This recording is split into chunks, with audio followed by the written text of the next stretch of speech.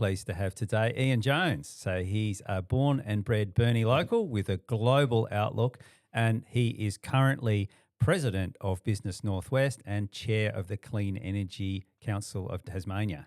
Clean Energy Tasmania. CET, Clean Energy Tasmania. Welcome to the broadcast, Ian. Thanks, Shane. Appreciate it. So first of all, we probably give a bit of background about who you are. So you're born and raised in Burnie? Born and raised on a farm just outside of Burnie, and I moved to Hobart when I was 18 and ended up in selling office equipment and insurance and all sorts of things. And I ended up with a couple of businesses down there in office equipment, and then eventually moved into the corporate world up in Sydney with a division of Toshiba. And so you were there for some 20 years or so in Sydney? Yes, I was. I had about 9 years with Toshiba Tech, and then I worked for other major companies like NCR, the famous cash register company, right, and Siemens, the German company, but all in point of sale systems. And then I ended up in software and eventually moved up to Hong Kong. So that was an interesting move. Yeah, so Hong Kong, China. So how long were you there for? Well, I was based in Hong Kong, but I lived in Shenzhen, which is southern China, just across the water from Hong Kong for 10 years. So that was, I was in the computer business for the first 2 or 3 years, and then went out and had small businesses. So I went back to my roots, and I had a couple of restaurants, a couple of bars, a real estate company. So that was under the Ian Jones banner. Many different banners. Our bar was called Expats, right, so it catered for the expatriate sector up there, which was quite big. So it was good fun. So it meant that I had a sports bar, and I could watch all the sport from around the world as part of my job. Right. Fully paid participant watching AFL and so on in China. Yeah, and then I came back in 2012. So I've been back here for 13 years now. So what was the big draw to get you back to your place of birth in Burnie? Well, it was China is 7/24, especially when you're in the hospitality business and real estate. So I thought, well, I've had enough. It's just 10 years up there is like 25 years anywhere else. And I thought I'd come back, and my father was still alive then, so I came back and looked after him for 3 years, which was great, probably the best 3 years of my life. Wow. And when I moved back, I basically entered semi-retirement. So I can't play golf, I don't like bowls, I don't like fishing, so I thought, what will I do? So I got involved with the Chamber of Commerce. Yeah, and so you've worked your way up quite rapidly to take over the position of president of was the Burnie Chamber of Commerce at the time. That's right. Yeah, I think I was secretary for 4 or 5 years when someone stepped down, and then I became president. So I've been president for almost 8 years now. And there's also in that process, there's been a rebadging to Business Northwest. Yeah, I did the rebranding along with our committee then. We felt that the words Chamber of Commerce don't mean a lot to younger people. So we thought, well, we do business, we're in the Northwest, so let's just call it Business Northwest, and it seems to have worked really well for us. So do you just want to run through things that Business Northwest does? Yes. A lot of people, they might not know what Business Northwest does.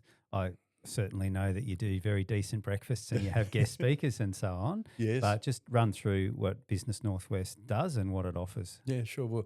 Well, on the breakfast side of things, we're very big on the networking event. So we've been doing fortnightly breakfast for almost 10 years now. So we've had prime ministers, we've had leaders of the opposition, we've had every premier in that period. So they're very popular. We also do a range of other dinners and after work events, basically just networking so people can get to know each other. But we sponsor a couple of scholarships for VET, and we've got one with UTAS, which we provide for a business student each year. We have a little office in the arcade in Burnie, and we provide business advice if members need it. And with the times that we've been going through the last 5 or 6 years with COVID and now the current situation, there's a lot of people ringing up and just asking for a bit of advice. So we readily provide that. We sponsor a lot of retail promotions. More recently, we've got one, Shop Small, Win Big, which has been running with 7BU, which are a partner of ours. So it just encourages people to shop locally rather than going online or going outside of the town to buy their goods. And so it's a membership base. You want to give a bit of a plug? Yes, it's a membership. Please join. We have discounts for our breakfast. We have discounts for training, and also people get access to an HR support line, which is run by the Tasmanian Chamber of Commerce and Industry. So if they have a wage or an HR personnel type issue, they can ring that support line, and 93% of calls get fixed or the proper advice is provided over the phone. So that's much cheaper than going to Fair Work. And that's a nice segue to obviously Clean Energy Tasmania. So the Chamber has an association with the Tasmanian Chamber of Commerce and Industry, and you've developed those links and are now chair of Clean Energy Tasmania, which is, I suppose, a branch of the Tasmanian Chamber of Commerce and Industry. Do you just want to talk us through how that happened and what Clean Energy Tasmania does? Yep, sure can.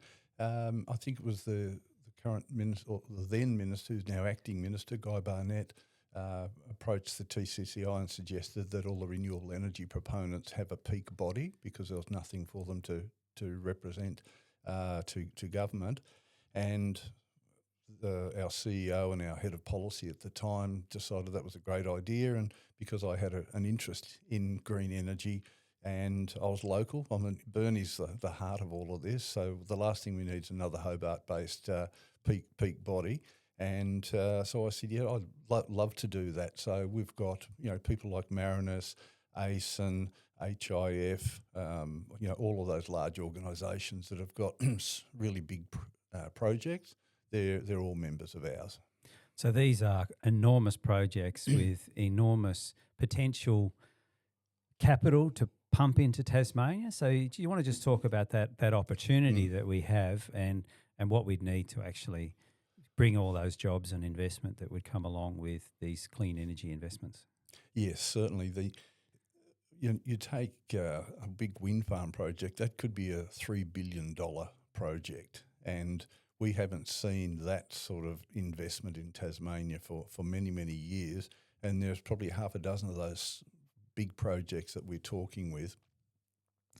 And what it does, it really gives a big upkick for the construction and civil industries, because these wind farms or solar farms or green methanol plants have to be constructed, and then in operation there's less jobs. But what it does is, we've got our green reputation. Thankfully, Eric Rees and the gang have given us a really good background in hydro for all these years. So these companies come to us because they know they're well supported in terms of the green industry.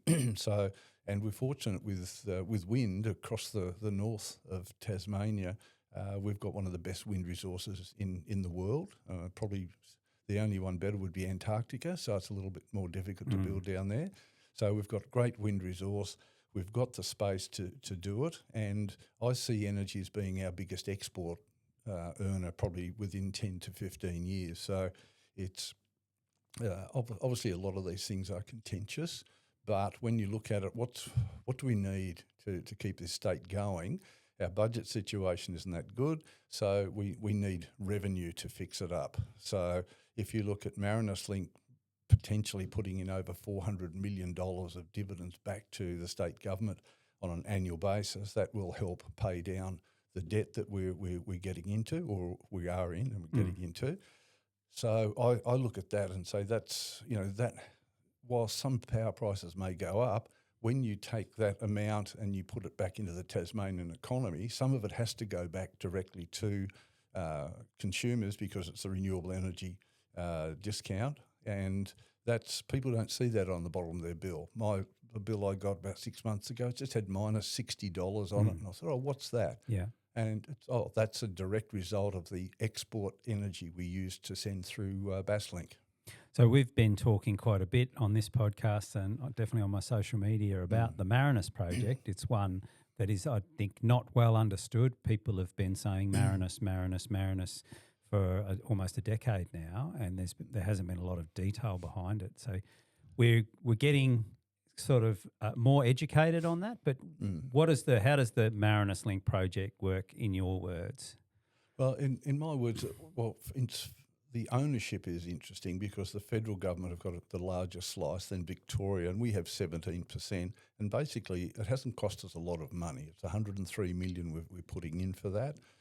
Sure, we've got to upgrade our distribution network, but some of that would have had to have been spent anyway. And we got about a $325 million subsidy from the federal government for that as well. So we're borrowing it with concessional finance, which means very low interest, very low interest rates. We'd love that for our mortgages.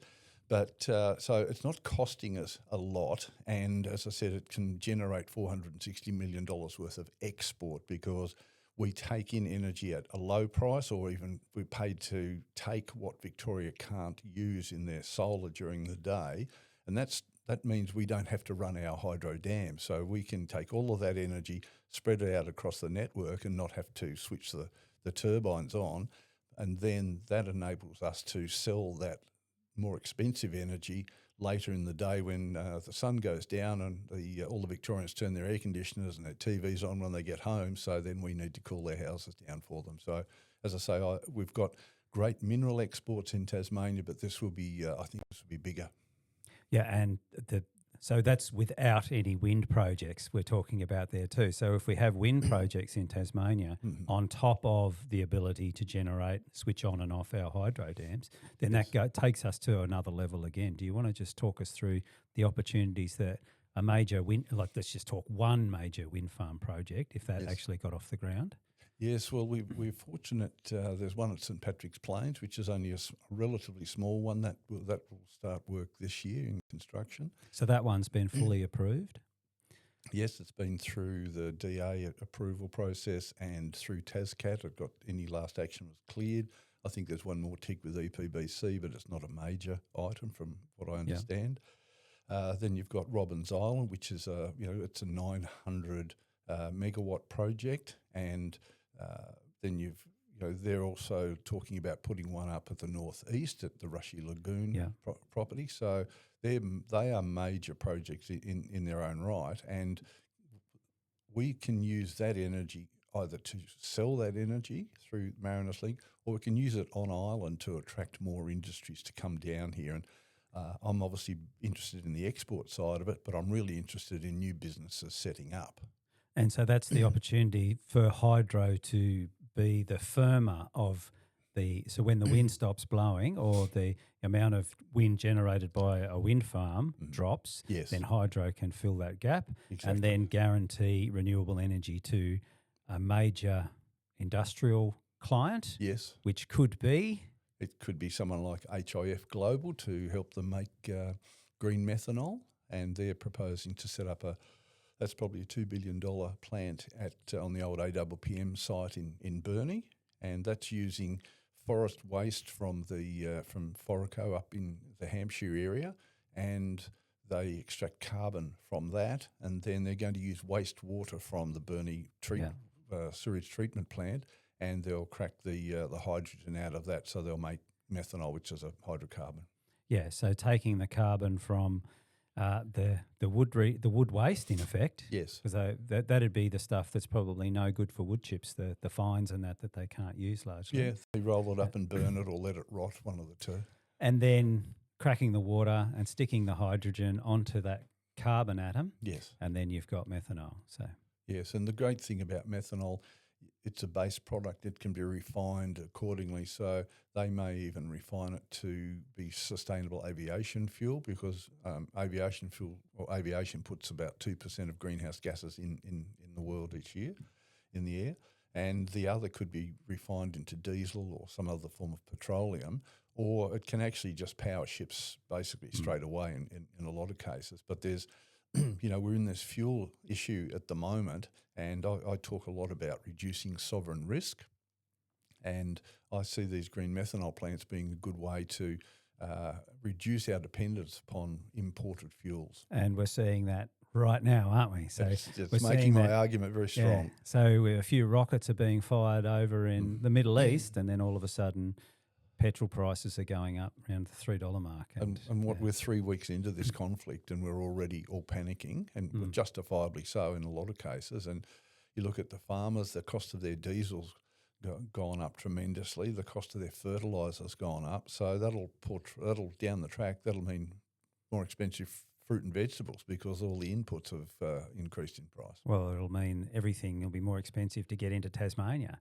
Yes, well, We've people obviously got to ship it in, so yes, yeah. And also, people are cancelling holidays here, so because they don't know whether they can actually get out of the state or not. So I understand the government's doing a bit of an exercise on that, but that's happening all over Australia. People aren't embarking on a drive across, the Nullarbor Plain because they don't know whether they'll be able to get back.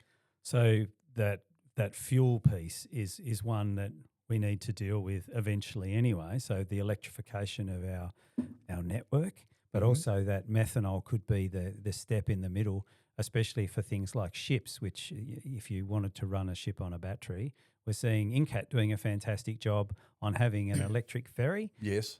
But that can only run for a certain number of hours. Doesn't go far, does it? And you won't be able to get across Bass Strait. No.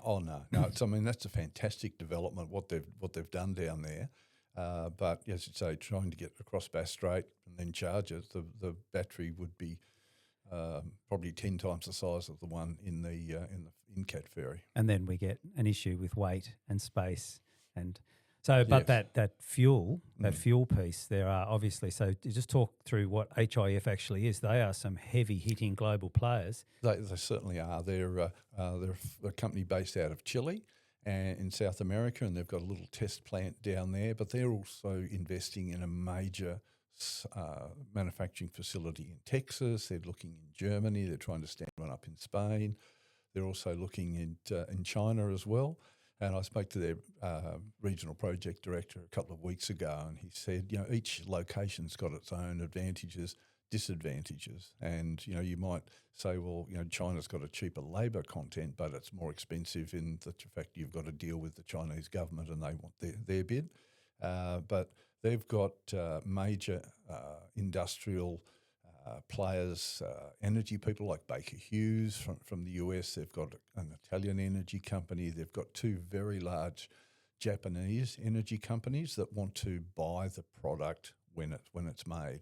So even just with global shipping, with the new ships that are being constructed to run off something like methanol, there'd be all the fuel we could produce would only fuel about 6 or 7 ships or something like that. So the demand would just be astronomical. Yes, and there's another methanol plant proposed for Bell Bay and with Able Energy. Able Energy, yeah. Yeah, and one of their partners or their offtake agreements already with Maersk.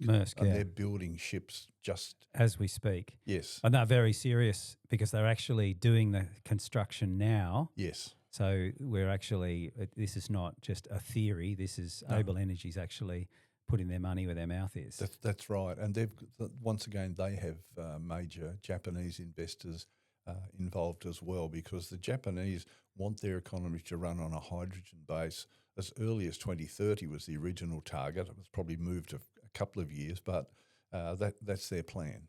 So what you're basically outlining here is major investors, global investors, yes. partnerships that are putting together investors from different continents and different industries even are looking for somewhere where they can do these types of projects, and they're looking very seriously at Tasmania. But what we need is wind farm developments, more capacity in our electrical system, and to make that happen we need Marinus. Is that a good summary? Yeah, well, HIF probably wouldn't be proceeding if Marinus hadn't have attained financial investment decision last year. So they're very open about that. And the fact that we can exchange energy, it protects us if we have a bad drought year or 2 years here, so we can take energy in. We're not cut off. And we all remember years ago when someone kicked the plug out of Basslink and we had to buy, everyone was buying generators. But Marinus Link means so much to ensuring we've got energy available to use if we need to, but to sell energy into the market. Well, you might be surprised to learn that Tasmania's been a net importer of electricity for the last 3 or 4 years, and over the last 10 years we've imported about 4,000 gigawatt hours. of energy. So we're probably, and the demand in Tasmania as we speak is raising about 5% per annum, and we haven't had any new generation. No, So- well, that's the problem. We haven't had. I think the last wind farm we had was Granville, Granville Harbour, yeah. which is not a big wind farm. You know, it's a lovely wind farm. It's a beautiful spot, and because it blows like Billy-O down there. But we probably need a Granville every year if we could for the next 20 years. And that's without electrifying our transport network. Yes. Well, I'm also a big supporter of hydrogen-based vehicles. I think trucks are better off to be running on hydrogen than battery, because you don't want to carry a 2 or 3 ton battery up over Spring Hill and then back down and back up again. So you can actually maximise the cargo weight if you're using something like hydrogen. But hydrogen trucks are a lot more expensive at the moment. But I remember when colour TVs came out, they were $1,000 and they were about 12-inch diameter. So it's with, you get scale, you get value. I sort of have a different view about hydrogen. I think that the physics doesn't work. That I think we've had this discussion yeah, before. we probably have. The amount of energy, the amount of electrons you get out that you put in hydrogen is difficult. Batteries, but we need more energy density to make it work. And but the thing about going over that Spring Hill with a battery is you're recharging down the other side. And Tasmania is probably where it could work the best because our runs aren't as long. So if you can swap out a battery after 400 k's, so you drive from Burnie to Hobart, swap the battery, and then drive back, it'd be better than trying to get across the Nullarbor, I'd imagine. A lot better. The trucking people I've spoken to are not really enamoured with batteries yet. Yeah. But and especially recharging times are coming down. So it's just like any technologies. Some jump ahead, some fall behind, and who's going to be in front in 5 or 10 years' time? But it won't be gasoline powered cars. Yeah, that's right. Well, I think if you were selling electric vehicles today, you would be getting a lot of interest. Your phone would be running off the hook, wouldn't it? Well, if this crisis in the Middle East goes on for weeks, months, like the last crisis, I was probably too young to remember that. Maybe you did. The Middle East crisis, that went on for a year or so. If fuel prices are up very high for an extended period of time, I think there'll be a massive changeover to electric vehicles. Yes. Yeah, you won't be able to get enough of them. It's in little old Tasmania, we don't have to drive very far very often, so we don't use the fuel. But if you're a commuter in Sydney or Melbourne, you'd be saying, I'm going to start taking the train, I'm going to start taking the bus, because if you're filling up every couple of days and a tank of fuel's gone up $40, $50, it makes a big hole in the weekly expenditure. Yeah, we're driving to Hobart 2 weeks ago. The price was, I think, around $1. So my car's diesel, so I think it was around $1.60. And then I went down recently, and it was $2.60. And on the way back, it's almost $3 at Campbelltown. So that's just in the space of a fortnight. So obviously, people are feeling that pinch. Yes, and you look at the Ukraine war just celebrated its fourth anniversary. It's incredible, isn't it? Yeah. And that was supposed to be over and done within in a week or two, but. So I don't want to be in this situation with this crisis in 4 years' time. But we'll get back to that economics piece. So you're outlining there's going to be a massive investment in construction. So if these projects, these major projects get up, there's something like, I don't know, what's the total figure? Is it $15 billion worth of investment sitting there ready to go? In Tasmania, it's probably more like $25 billion. Yes. That's most people billion with a B. Most people can't write that number. It's just it's something we don't come across. Yeah. So, and that's across wind farms, the interconnector with Marinus, it's across methanol, it's across solar farms. People are putting in large batteries to help stabilise the energy as well. So it's right across the board, and it's all across the north of Tasmania, from basically the far northwest to the far northeast and down through the central Highlands. So we've got, and then there's things like the pumped hydro project at Sathana. Apparently that's one of the best pumped hydro sites in the world. Yes. I don't know if that's true or not, but that would be another turbocharging as well of the whole network. Yes, well, what that enables is that that'll produce about 750 megawatts of power, and the second link of Marinus is built to its 750 megawatts. Yeah. So basically, you could plug Sathana into that end and just continually ship that straight to into the national electricity market. Yeah. So there's all this opportunity that's in front of us, and Marinus is the key part of the whole thing. Yes. I think we have to run, and this is something that people don't do, is what happens if we don't do Marinus? Let's run the counter argument. What happens then? Oh, it's one I try not to think of course, but I think there'd be, if that doesn't get up, investors would be looking at Tasmania and saying it's just too hard. So we would lose any future investment, not just in renewable energy, but other projects. And I know international companies that have said we don't go to Tasmania because it's just it's too far away and it's a little bit too hard. So if we don't have that investment coming in, well, then there's not enough development. And if we look at some of our major industrials, some of them are on their last legs. So there's a lot of jobs involved with those. So all of a sudden we risk a big rise in unemployment and nowhere for those people to get jobs. So I'm looking at data centres setting up. So there's obviously construction jobs with data centres. There's not a lot of ongoing jobs, but the jobs are high tech jobs. So if we've got smart people studying in the IT area, then they can have a job here. They don't have to go away to Hobart or the mainland to get those sorts of tech jobs. So in those data centres, a lot of people probably don't understand what they actually are. Yes. But the benefits of Tasmania being cooler, because obviously these computers, they generate heat. Yes. And if you're in a warm climate, you've got to get rid of more heat. So Yes. what other advantages are from data centres setting them up in Tasmania? It's the primary one is heat. If you put one in the Central Highlands, that would be very efficient. But also, it means your data's well away from any area of conflict. And for Tasmanian organisations having a data centre here, it means your data doesn't go off the island. So there's a lot of there's a lot of security in that way. The other thing, a lot of people have, there's this big misconception about data centres that they use millions and millions of litres of water to cool themselves. The traditional ones do, but now there's a lot more that the one that is has got a DA in Burnie at the moment, in fact uses a closed loop carbon dioxide cooling system. Right. So there's no more water used in that than currently in the building, and they'll use it for the kitchen and the toilets, and that's about it. So that's one misconception, and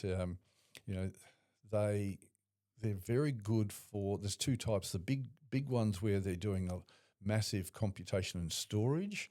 That's going to be one of those at St Leonard's in Launceston. The one in Burnie is just basically a data processing. It just gives you more grunt behind if you're using AI to write reports or to whatever.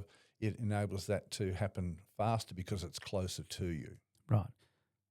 The Marinus project also involves a new data link as well, isn't that correct? Hallelujah. That would be fantastic. I believe it's about 150 times the current capacity of data coming into Tasmania. So I'm looking to talk to people that want to put data centres in and batteries in close proximity to the Marinus Link physical location. So I remember when I was working at the university, they would notice that the entire network would get basically strangled every time that CSIRO wanted to use the supercomputer on the mainland. The amount of data that they needed would reduce the internet speeds for everyone in Tasmania. So I think we're a little bit further past that, but the world's going digital. Everything's in the cloud. We need a better connection to the mainland. Yeah, and AI is just becoming more present in everyone's life. People don't realise it, but they're typing something into their phone and it's using AI to go and get the answers and come back to them. And I've seen estimates where people say that 30% of our energy in Tasmania could be consumed by AI in the next 10 years. and AI allows me to put on a cape and fly to Hobart. That'd be handy, wouldn't it? Yeah. Only as a clip, not in reality, obviously. Is that the phone box outside, is it? I've got the cape hanging up on the nightstand over there. So yeah. So there's all this opportunity. Marinus is that key piece of infrastructure. I think that's something that a lot of people don't understand. They think it's maybe a nice to have or something in theory, but you're seeing it as a massive economic opportunity for Tasmania. Yes, and a lot of people with a lot of these other things that hang off Marinus, like the HIF and the Robbins Island and these sorts of things, they're owned by foreign companies, and a lot of local people say, "Oh, we shouldn't. We've got foreign companies. They're giving our power away to Victoria. Why should we do that?" Well, if we didn't have foreign companies in Tasmania, we'd be in real strife, I think, if I could probably name 14 or 15 off the top of my head. But the thing is, we're not giving our energy to Victoria. We are selling our energy to Victoria for real money. And then also the companies that come here will create employment. They create employment. They buy everything locally. They pay GST. They probably pay payroll tax. They're big companies, so they do make a massive investment in the state. And the reason we had people like the EZ company, APPM, they came here for our cheap power and obviously the resources that they needed for input. And one of the exciting things about that, well, it's a long time ago now, but when those projects came to Tasmania, they actually bought the best people in the world to set them up. And they did. We have this opportunity now to be part of a new industrialisation. Yes, I call it Tasmania 2.0 because it's like a reboot of our entire economy. We've existed quite well with our hydropower and some older type industries, but now, this is the data centres and energy. They're the industries of the future, and we are situated so well in comparison to anywhere else, almost on Earth, because of the renewable sector that we've got. But we've got to get things done faster. And I've been working closely with the Renewables Department, RecFit in Hobart, and their people on the coast to really drive things through. And obviously there's a big change going on in the Department of State Growth, so we just want to them to keep RecFit as it is and delivering with us. One of the, I suppose, being a bit parochial, okay, so Braddon is my electorate. That's so okay, I'm the voter. The north of Tasmania and the northwest of Tasmania has long been the economic driver of the state. These projects are heavily weighted to the north of Tasmania, may actually shift the economic base of Tasmania from the south to the north as well. I think that's something that people probably haven't appreciated in this whole debate. Yes, well, certainly people in Hobart don't understand that we are we're the engine room of the economy, and I agree with everything you say. I've always wanted for Braddon to secede and become another state. We've got ports, we've got agriculture, we've got mining, we've got everything we need. But seriously, it will make a big difference to the electorate. And I mean, the West Coast is just about to take off again. I believe they're looking very good for the reopening of Mount Lyell sometime in the next year or two. Very excited about that. Oh, that's fantastic. If that happens, that'll be absolutely fantastic. And Renison, again, both kicking off. And there's already... The Rentails project. Yep, there's already lots of commercial activity in the background down the West Coast. People looking at, we need to build some more houses here. We need to do this. We need to do that. So it's a very exciting time. The other side of that, though, is we could have a problem. It's a good problem to have, and that would be who is going to do all this construction? Who is going to help build the infrastructure at Mount Lyell in Queenstown? Who is going to help build Rentails? Who is going to help with the wind farms and the network upgrades and the building of HIF? We could have a lack of people on the ground. Yes, we've done a lot of modelling on that in conjunction with the tourism industry because I put the projected workforce figures in for all of these projects some years ago and then revisited it last year, and I thought this is going to cause a bit of a problem here. And I spoke to the local tourism authority, and because obviously they want all their properties, their hotels, their motels full of people, but if we fill them up with people for the next 2 or 3 years, then once that industry stops, there'll be no tourists because they'll be saying, well, it's too hard to get a room, can't get a flight, even though we've got bigger planes coming in now. So a lot of those workers will be FIFO workers, fly in, fly out, and they don't add as much value to an economy as a locally based worker would. But we just don't have the workforce in Tasmania to cater for this. I mean, we've got a stadium being built, evidently down south, so that's going to take a lot of labour force as well. So the problem is, I think the companies can get these people, but where do we house them? We don't just have enough houses. If you look at the rental vacancy rate in Burnie, it's about 0.4 or 0.5%. There's just nowhere for them. We don't want camps just built all over the place and then when a project's finished, taken away, because we want some legacy value out of this. So I've been talking to anyone who will listen to me about government needing to invest and build a facility that could house 200 or 300 people. That might be for 5 years to do a project or two projects, because there's another couple of wind farms projected for up behind Burnie. And once those projects are finished, the people move out, and then it transforms to an aged care facility, because we're desperate for more aged care facilities, childcare, social housing. So we want something that can basically, it's a silver bullet. It kills all those problems for us in one hit. Give us some numbers then. How many people are we actually talking about needing? So you got a ballpark? We're talking thousands. Yeah, you're talking a couple of thousand, depending on when projects sync up. And I mean, they never just start at this one and then gradually take over. You could have three going at once. And as I say, there's Arc Energy's got 2 sites for wind farms up behind Burnie. They'd build one, then they'd build the next. So there's a 5-year build for those 2 projects, and they could start while HIF's being built. You've got all the transmission network that's being built, and that's starting now. But there's a stage 2 of that.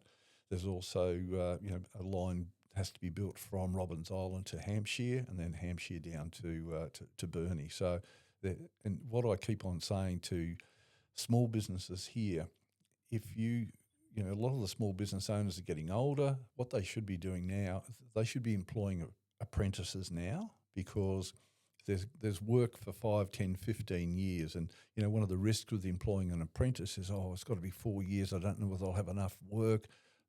Mate, there's so much work coming up that I feel that this could be a really golden age for apprentices in this region. And we've got the Centre of Excellence that's going to be built up at the TAFE College at Morville Road. I'm on that committee overseeing that, and the recommendations for that are going to the Minister very shortly. So we'll be able, and there's accommodation involved there. So if there's people from Hobart who want to be part of the renewable energy industry, they can come and live there, do their study, and then there'll be jobs for them. So which particular skills are you talking about here? So obviously in electrical, but also in construction, in surveying. What sort of skills are we talking about? Everything. It's all of the skills you need for construction. So that can be anywhere from civil works to carpenters, to bricklayers, to painters, to plasterers, surveyors, as you say, planning people. Then you get in the electrotech. There's a lot of work there in the chemical side of things, because, as I say, we're talking to HIF and the gas handling skills. So there's, just people who drive bulldozers will be in big demand. So those opportunities are just sitting there ready to go. Well, that's right, and it does cater for all people, just for people on the end of a shovel to chemical engineers. It's not discriminatory. We think HIF is up to 200 jobs, and they'll have just people working in the process control, but there'll also be chemical engineers there as well.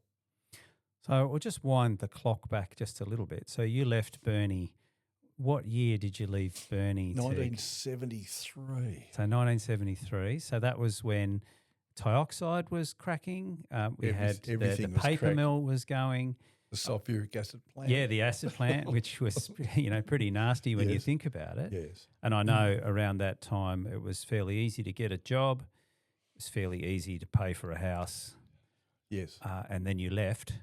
And then it all fell apart. It wasn't my fault. It wasn't your fault, but what changes did you really notice when you came back? So 2012, that in the intervening years, I suppose you would have visited Burnie I did. I in came the back to visit meantime. mum and dad occasionally. But, what I noticed was how clean the place was. I mean, Midnight Oil wrote a song about Burnie, as you know. Well, I remember my summers spent with my grandparents in Upper Burnie, and when the sea breeze came in, you certainly knew that the pulp was there. Yes, well, it was that.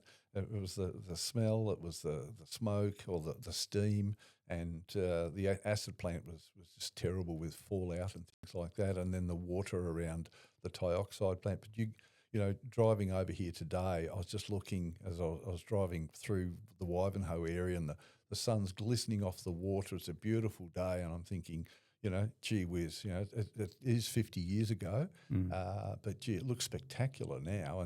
But we've got a lot of socioeconomic problems because when the pulp shut down, there's a lot of people left unemployed. So I'd like to see it back to those boom times, but you don't get people setting up with 3,500 jobs like the old pulp.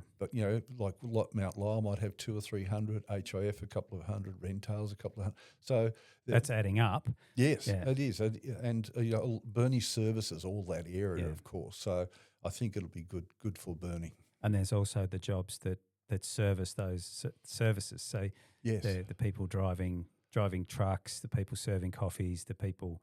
Yeah, and you transporting this, that, and the other. Yes, and you've got to add rooms to your schools. You've got to increase your medical support as well. So we've got to look at it a cumulative impact assessment of these projects. It just doesn't end with the factory opening its doors and producing energy. It's all those other things that go on with it. It's just there's catering companies that will be supplying food for workforce and those types of things. And one of the other things I looked at when I went to Liverpool in the UK in August last year, I met with a company called Bibby Marine, and they provide floating accommodation. So they have got a lot of work up in the North Sea with the oil and gas up there, and they can tie up a vessel. Basically, it's a 4-star hotel on a barge. So it's not a hulk. It's not a hulk. No, we're not back in the 1700s. It'll have 300 fully en-suited rooms. It'll have a kitchen. It'll have a gym. It'll have a large, mess area, and that could tie up at South Burnie. On anchor or no, just they put down 3 piles and hook the ropes to it, and it sits there. Wow. Yeah, and they're very serious. They're really excited about all the developments that are happening in Tasmania. So they're talking to major proponents about this as potential. It doesn't leave a legacy, but it gets a project done. We're seeing, what sort of timeline are we seeing? So I think at the moment people aren't really seeing the impact. You're talking potential. When are we going to start seeing actual? Yeah. Well, So obviously Marinus has got the go ahead. Yes. So the there's a deposit been put down on the cable. Yes. And now we're starting to see Tas Networks get a bit more serious about the network and so on and so on. Yes. When do you think people will actually start feeling the impact?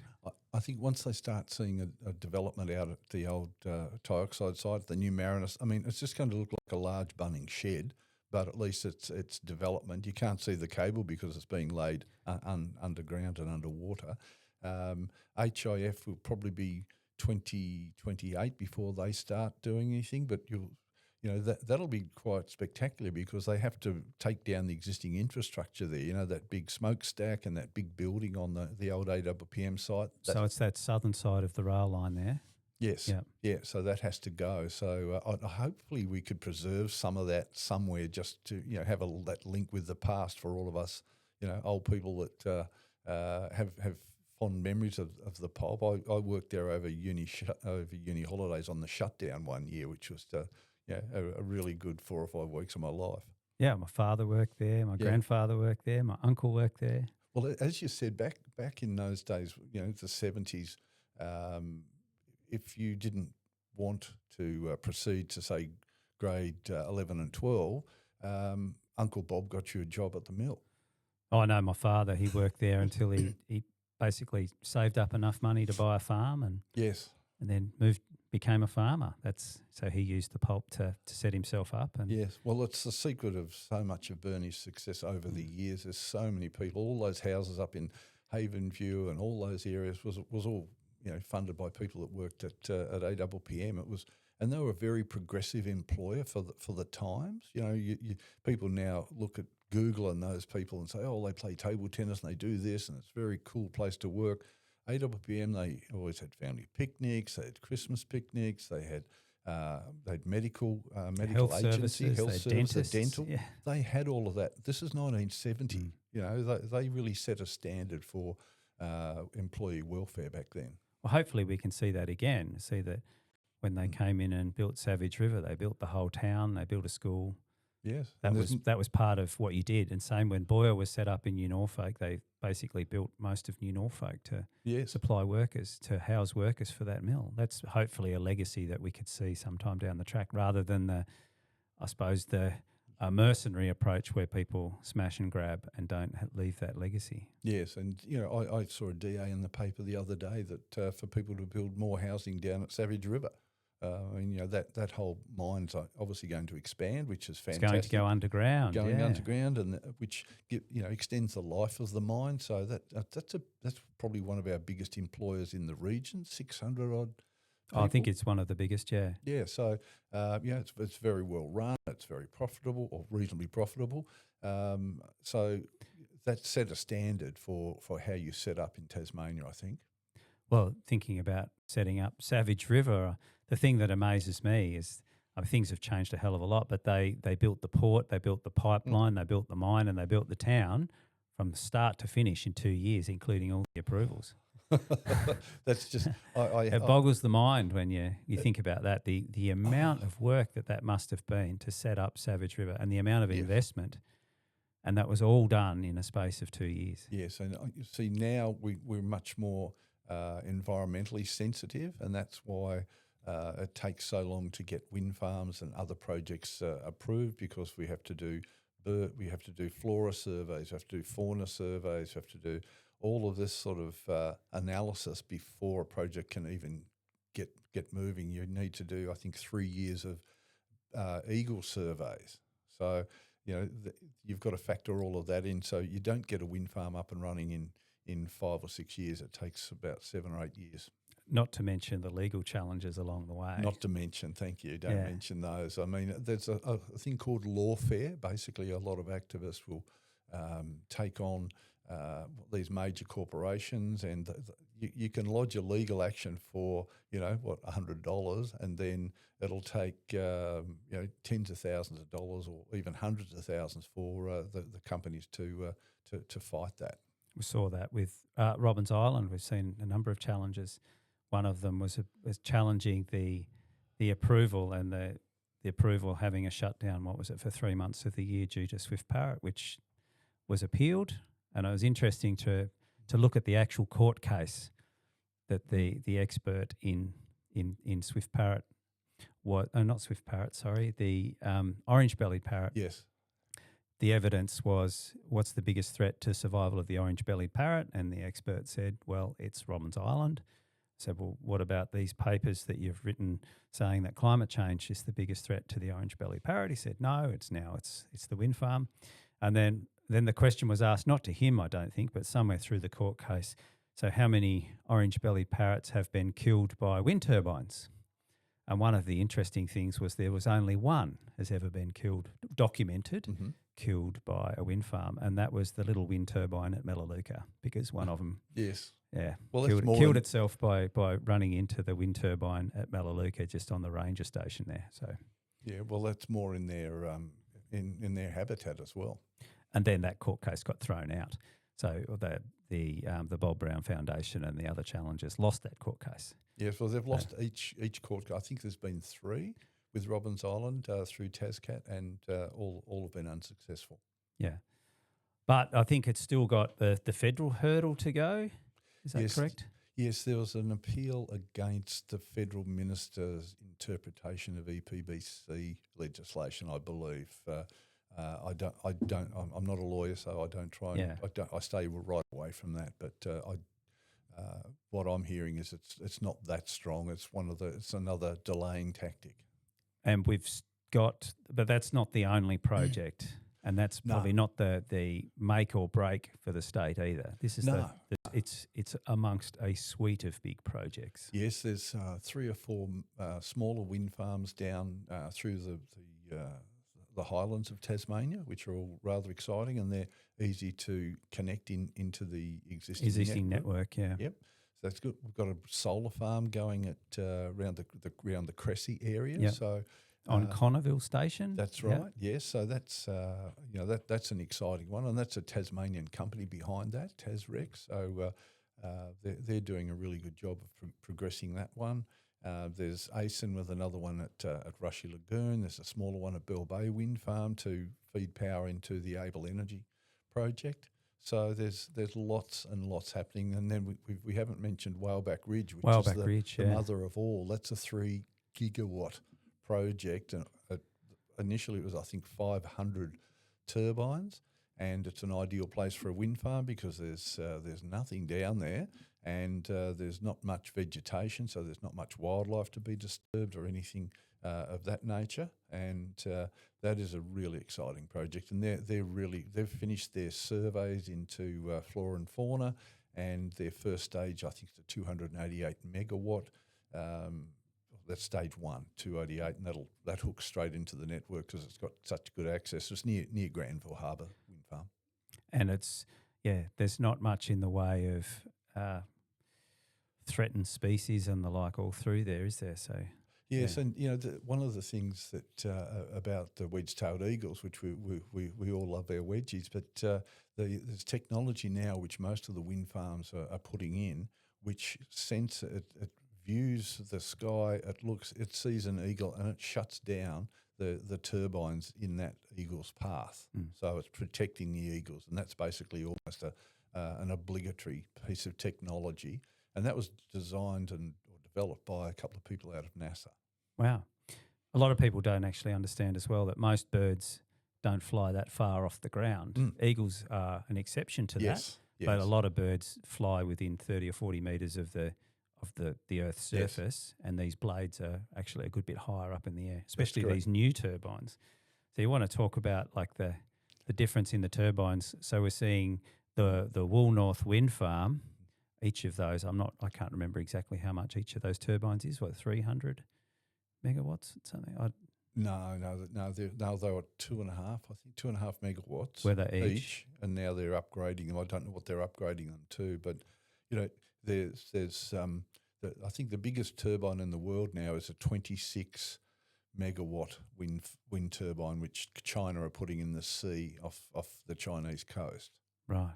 And so we've got another project, hopefully, that will get up in the offshore zone, which is off the northeast part of Tasmania, and that's probably a $5 to $6 billion 10, 15-year development. And that's where the wind is so much purer as it's blowing across the water than blowing across land. So that's a project that we're hoping will get legs hopefully in the next 6 months for approvals to operate in the zone. And that would require a lot of offshore ability. So it'd have been an upgrade for Bell Bay's port facilities. They need larger areas for laydowns, and this has already been discussed, but we've just got to get on and do it. That's the frustrating thing. I've just got to live long enough for all these things. So with those offshore wind farms, would that power come back to Tasmania, or would it go straight to the mainland? It'd come back to Tasmania and then go into our grid, and it could then be exported to the mainland of Australia, or it could be used for any new industries that we develop down here. It's like that big data centre in Launceston. That will require a lot of energy. So if people want to set up more data centres, we will have the energy to feed those, and we'll have the hydro to firm the wind. That's right. The wind's not blowing. And hydro will be earning all that money by selling that energy to those large corporations at a much higher price than they would otherwise get. You'd hope so. Yes. Yeah. So this is a massive future, all hanging off in effect one project, which is Marinus. Yes, and Marinus has developed well. I mean, I've been talking about Marinus for about 7 years. I think it started in 2017, didn't it? Something like that. 2017. Yeah, something. It's been a long road. It's been a long runway. Yes, and it just makes so much sense because the Victoria is well, Melbourne itself's proposed that it'll have a population of 9 million people by 2050 and an increase in temperature of 1.5 degrees. Well, that's a lot of people turning on air conditioners, and if we're powering their air conditioners, our state will do very well out of that. And also there's that need to shut down those ageing brown coal-fired power stations in the Latrobe Valley. Yes, and they are horrendous for the environment. They are horrendous for the environment, and they're very unreliable. I read a report this morning of 99 unplanned shutdowns over the last 12 months. Yeah, and nobody's reinvesting in coal-fired power plants because they know that it's old technology that's going to get wiped out by new technology. Yes, and there's very little funding available for those sort of dirty projects anymore. Yeah, I don't think there's many banks that will lend to coal-fired anything. No, not at all. It's a very exciting future. Thank you very much for coming in and talking to me about on the broadcast. It's great to see someone from Burnie, born and bred, going away, seeing the world, coming back with a global perspective, and then being so buoyant about the future as well. So thank you for coming on the broadcast, Ian. You're welcome, Shane. Pleasure. And so if you like this sort of content, remember to like and subscribe, share widely, and we'll see you next time on the broadcast. Thanks very much.